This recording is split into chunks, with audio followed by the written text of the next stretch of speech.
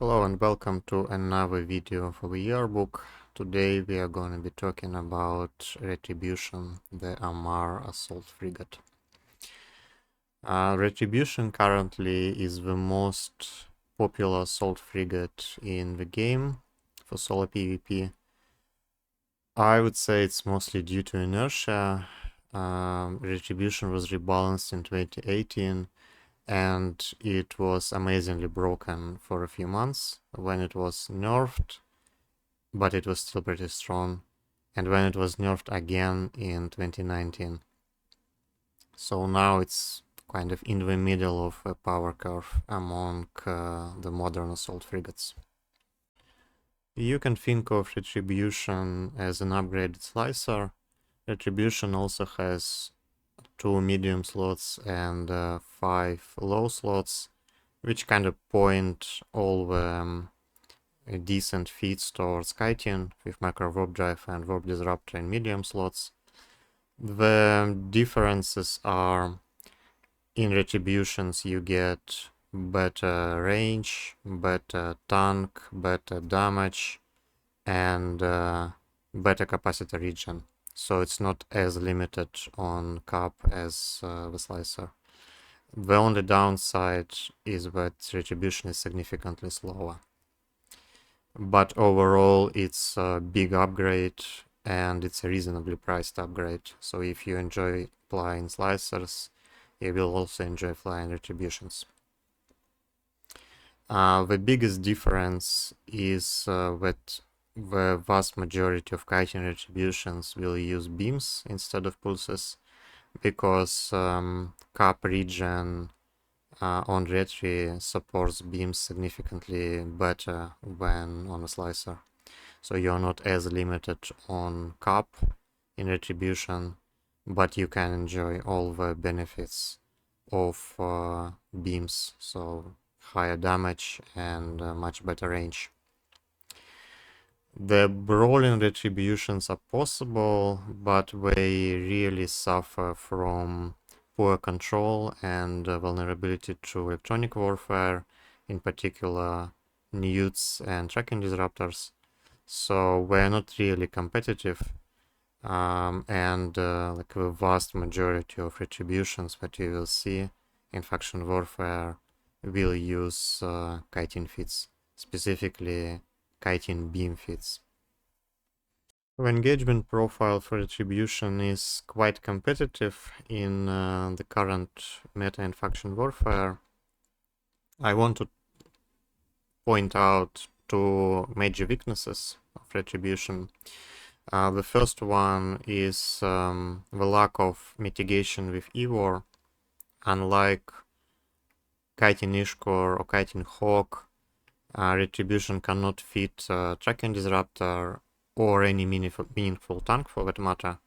So long-range Navy destroyers can give Retributions a very hard time. I think in general, once Navy destroyers got introduced in the game, Retribution lost a bit of performance overall, just because of this meta shift. The second weakness is speed. Retri is really not that fast, even with double nano, and it has a hard time fighting against any decent anti-kiter. Of course, against like Tech 1 anti-kiter, you will still win again just by tank to DPS, but against more tanky anti-kiters like some Navy frigates or assault frigates, Retri has a really hard time. But against most other matchups, Retri is pretty decent. Alright, let's look at the feats next. Retribution has essentially one primary feat that you will see all the time, and it is kiting beam Retribution.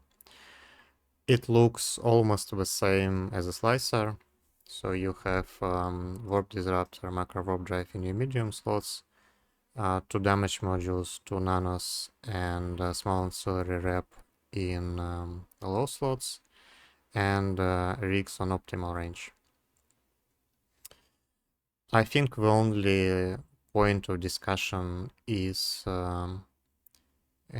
function warp disruptor. You can fit meta or tech2, but I think it gives function warp disruptor gives you a lot of value for 36 million, and I think it's acceptable on for an assault frigate. So for example, if you downgrade to tech2 warp disruptor, you will lose a lot of cap and you will lose some DPS because you will need to downgrade your heatsinks, and it will look like this.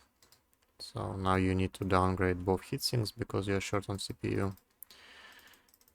And you also need to downgrade your macro warp drive because you're still down on CPU.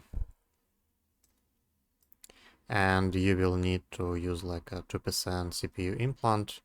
And you can see that the cap life went from 3.5 minutes to just 1.5.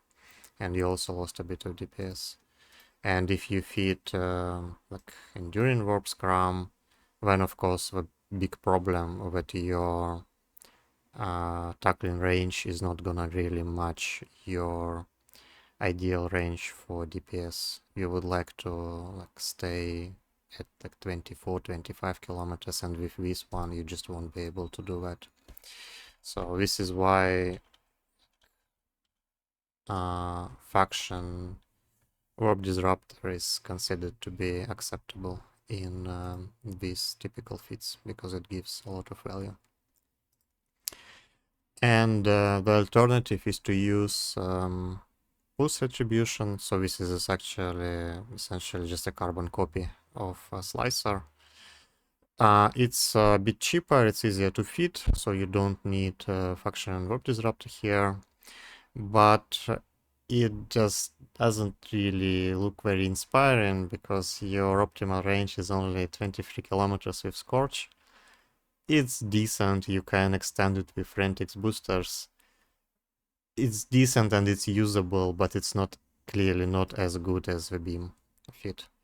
But it's a bit easier to fly and it's a bit cheaper. So if you want, you can like try to fly this fit and then go to the beam retribution. As I said in the early parts of the video, brawling retributions are possible, but I'm not even gonna show any fits because they're really not that great.